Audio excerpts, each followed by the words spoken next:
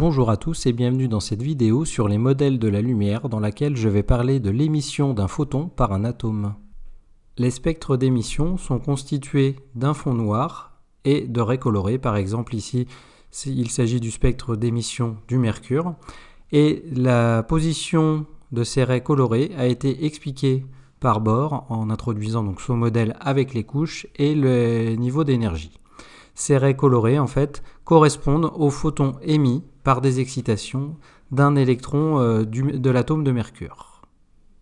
Voyons maintenant en détail comment décrire le processus d'émission d'un photon par un atome. Donc, lorsqu'un atome est dans un état excité, par exemple dans notre cas avec une lampe de vapeur de mercure, il s'agit donc de l'énergie apportée à l'atome par les décharges électriques entre les deux plaques. Donc, un des électrons va passer sur un niveau excité, et une fois sur ce niveau excité, il ne va pas pouvoir rester indéfiniment et va donc se désexciter. Donc, c'est-à-dire changer de niveau d'énergie et passer sur un niveau d'énergie inférieur. Cette étape va se nommer transition énergétique et elle va permettre donc la libération d'énergie sous forme de photons. La relation qui va nous permettre de déterminer donc la longueur d'onde du photon est la variation d'énergie donc entre l'état initial et l'état final, donc delta correspond ici à une variation, donc toujours entre un état final et un état initial, donc sera la valeur finale moins la valeur initiale, c'est-à-dire EF moins EI. Cette variation d'énergie sera négative car l'électron passe d'un niveau d'énergie élevé à un niveau d'énergie faible, d'où une valeur négative. Et donc pour pouvoir déterminer la longueur d'onde du photon, il faudra utiliser la relation de Planck-Einstein avec une valeur absolue, donc la valeur absolue de EF moins EI qui sera égale à HC sur lambda. La valeur absolue est nécessaire étant donné que toutes les grandeurs présentes ici, H, C et lambda, sont positives. Donc dans cette relation, delta EI F, donc la variation d'énergie pour aller de l'état initial à l'état final, ici est exprimée en joules. H est la constante de Planck qui vaut 6,63 10-34 joules seconde. C est la célérité de la lumière dans le vide qui vaut 3,00 10 puissance 8 mètres seconde moins 1. Nu est la fréquence de la lumière associée au photon en Hertz. Donc nu intervient uniquement si on exprime la variation d'énergie sous la forme E delta E égale H nu. Et lambda, la longueur d'onde dans le vide de la lumière associée au photon en mètres. Si maintenant je représente cette transition énergétique sur mon diagramme d'énergie, donc j'ai mon diagramme d'énergie avec le niveau E1 fondamental, E2, E3, E4 les niveaux excités et E infini le niveau d'énergie d'ionisation. Donc je vais considérer un électron qui se trouve sur le niveau E4 qui va passer au niveau E1, donc qui diminue de niveau d'énergie. Donc s'il diminue de niveau d'énergie, il y aura émission d'un photon.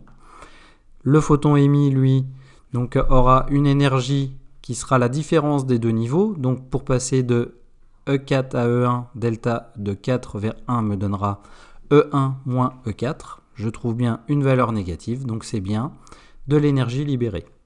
Si je veux avoir ensuite accès à la longueur d'onde de la lumière correspondant à ce photon émis, je vais utiliser la relation lambda est égal à HC sur valeur absolue de E1 moins E4, ce qui me donnera ici sa longueur d'onde.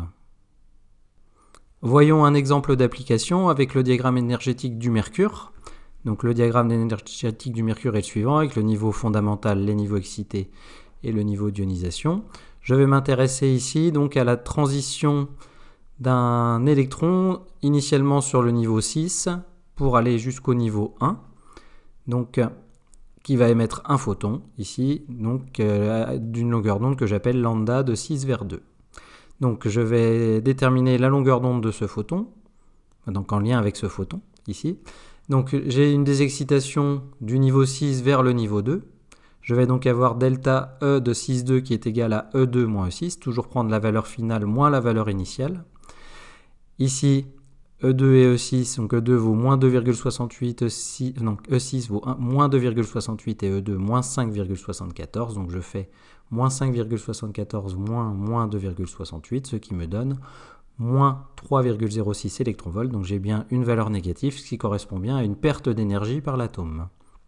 Ensuite, je convertis ma valeur d'énergie ou ma variation d'énergie en joules, donc en multipliant 3,06 par 1,6 10-19 ici pour l'avoir en joules. Une fois la variation d'énergie connue en joules, je peux utiliser la relation de Planck-Einstein.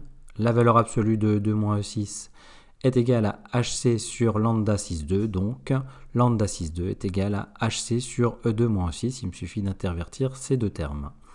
Je remplace par les valeurs numériques.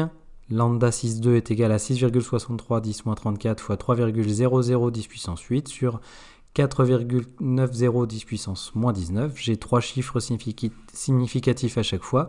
Je garderai donc 3 chiffres significatifs dans mon résultat et j'obtiens lambda 6 vers 2 qui me donne 4,06 10-7 mètres, c'est-à-dire 406 nanomètres. Donc ici, la transition pour passer de 6 vers 1 est du violet, limite entre violet et UV.